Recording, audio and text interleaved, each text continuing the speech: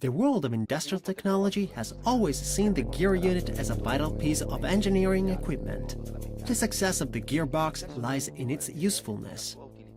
Gearboxes are geared mechanical transmissions that transmit the movement of a motor to the machine they are applied, and they reduce the speed so that it's best suited to the role it's being used in. While they reduce the speed, they also multiply the force applied, known technically as torque. Bicycle gears are the most common example. The cyclist can use the same effort to cover endless distances quickly or climb the steepest alpine passes. The convenience of being able to drive large machines with small motors makes the reducing gear the most logical, reliable, and economic way of transmitting power. Now let's see just how this star of the engineering world works.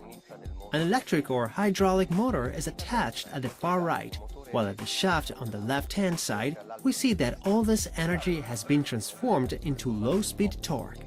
The gearbox is made from extremely strong materials because huge forces are converted inside it. Just imagine moving the rudder of a cruise liner during a maneuver, or a large container crane, or the excavators used to dig tunnels for an underground railway system.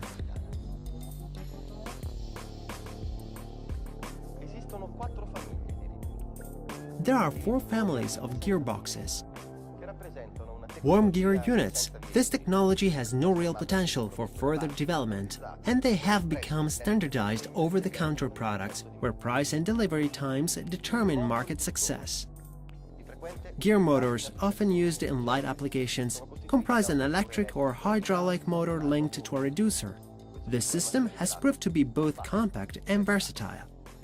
Parallel shaft and right-angle gears are a well-established technology in large reducers. They're often used for industrial applications that demand high power and continuous cycle working. They still form the largest sector of the market, representing over 30% of global demand.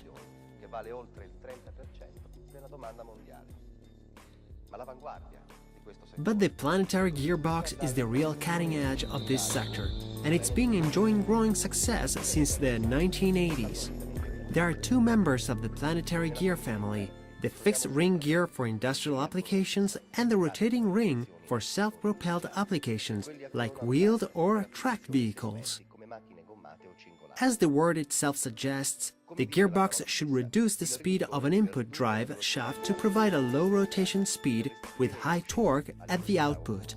At the opposite end, in the fixed ring planetary gear, the input shaft, called the sun gear, turns 3 gear wheels called planets. These in their turn rotate inside a toothed fixed ring called a ring gear. The planets are mounted on the planet carrier, and this turns more slowly than the original speed of the sun gear.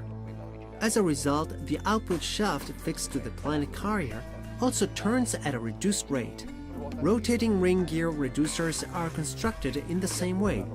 The difference lies in the fact that the planets and planet carrier, driven by the input shaft, the sun gear, turn the ring gear. The ring gear is fixed to the wheel on the self-propelled vehicle and allows it to move at reduced speed. In both cases, if we add another stage of planetary reduction, we create what's called a 2-stage gearbox, and so on. Gearboxes with fixed ring gear allow us to achieve a reduction ratio of 7,000 to 1 or 200 to 1 with rotating ring gear.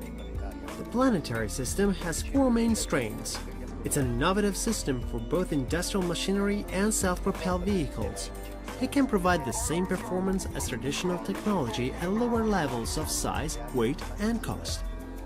Thirdly, it's exceptionally good at transmitting power torque, especially in applications with low revolution speeds. Finally, it's extremely flexible and can adapt to an immense range of operational needs. A planetary gearbox can be manufactured on a made-to-measure basis to answer the requirements of the specific installation it will be used on.